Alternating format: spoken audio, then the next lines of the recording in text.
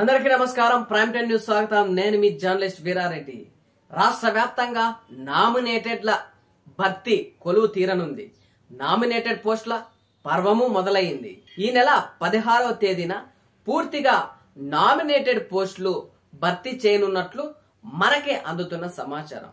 పూర్తిగా చూసుకున్నట్లయితే రాష్ట్ర వ్యాప్తంగా మొత్తం 160 నామినేటెడ్ పోస్టులు, చైర్మన్లు వగైరా వగైరా వగైరా ఇలా అనేక పదవులు చూసుకున్నట్లయితే 160. ప్రస్తుతం 60 పూర్తిగా నామినేటెడ్ పోస్టులను భర్తీ చేయాలని రాష్ట్ర ప్రభుత్వం చూస్తా ఉంది. ఇందులో ముఖ్యంగా చూసుకున్నట్లయితే టీడీపీ పార్టీకి 60%, జనసేన పార్టీకి 30%, బీజేపీ పార్టీకి 10%. ఇట్లా ఈ కూటమిలోన వివిధ పార్టీలకు వివిధ రకాల పర్సెంటేజ్ల ద్వారా వాళ్ళ అభ్యర్థులకి నామినేటెడ్ పోస్టులు అనేది కేటాయించడం జరుగుతుంది. ఇక కర్నూలు జిల్లా విషయానికి వస్తే కర్నూలు జిల్లాలోన ముఖ్యంగా పేర్లు వినబడుతున్న వ్యక్తులు కొంతమంది ఉన్నారు. ఎస్టీ సామాజిక వర్గంలోన వెంకటపతి, తుగ్గలి నాగేంద్ర, మనోహర్ చౌదరి, బత్తిన వెంకట్రాముడు, సాంబశివారెడ్డి. ఈయనకి కేడీసీసీ చైర్మన్ పదవి దక్కబోతుందని మనకు అందుతున్న విశ్వసనీయ వర్గాల నుంచి సమాచారం. మరి మరొక ముఖ్యమైన వ్యక్తి గురించి మనం చెప్పుకున్నట్లయితే మంత్రాలయం నియోజకవర్గానికి సంబంధించిన వ్యక్తి తిక్కారెడ్డి గారు. తిక్కారెడ్డి గారు ఈ నియోజకవర్గంలోన బీసీ సామాజిక వర్గానికి సంబంధించిన వ్యక్తికి టికెట్ ఇవ్వడం వలన ఆయనకి టీడీపీ అధిష్టానం టికెట్ ఇవ్వలేదు.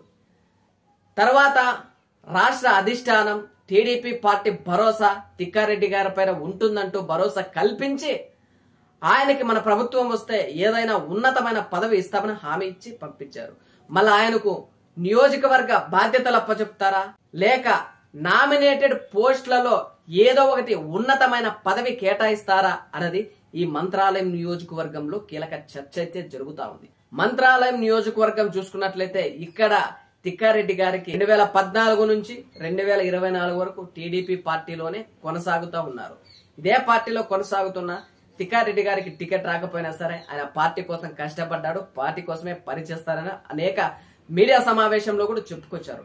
అలాంటి తరుణంలోన తిక్కారెడ్డి గారికి ఏ పదవి వరించబోతుంది? కొంతమంది మనకంతున్న సమాచారం ప్రకారం తిక్కారెడ్డి గారు రాష్ట్ర స్థాయిలో అత్యున్నతమైన పోస్ట్ తీసుకొని ప్రజలకు సేవ చేయబోతున్నారు అనేది ఇంకొక వర్షన్. రెండో వర్షన్ తీసుకున్నట్లయితే మంత్రాలయం నియోజకవర్గ బాధ్యతలు పగ్గాలు తిక్కారెడ్డి గారే పట్టబోతున్నారు. అంటే ఎందుకు ఆల్రెడీ ఇక రాఘవేంద్ర రెడ్డి గారు ఉన్నారు కదా అని కొంతమంది ప్రశ్నిస్తున్న తరుణంలో ముఖ్యంగా పార్టీ కోసం ముందుండి పనిచేసిన వ్యక్తి, పార్టీను అన్ని విధాలుగా అండగా నిలబడి ముందుకు నడిపించిన వ్యక్తి తిక్కారెడ్డి గారు కాబట్టి ఆయనకు వస్తే బాగుంటుందని తిక్కారెడ్డి గారి వర్గానికి సంబంధించిన నాయకులు చెప్తా ఉన్నారు. ఈ మంత్రాలయం నియోజకవర్గంలో టీడీపీ పార్టీకి ముఖ్య నేతగా ముఖ్య నాయకుడిగా ఉన్న తిక్కారెడ్డి గారికి ఎలాంటి పదవి దక్కబోతుంది, ఎలాంటి పదవి అధిష్టానం కట్టబట్టబోతుంది అన్నది మనము కొంత సమయం వేచి చూడాల్సి ఉంటుంది.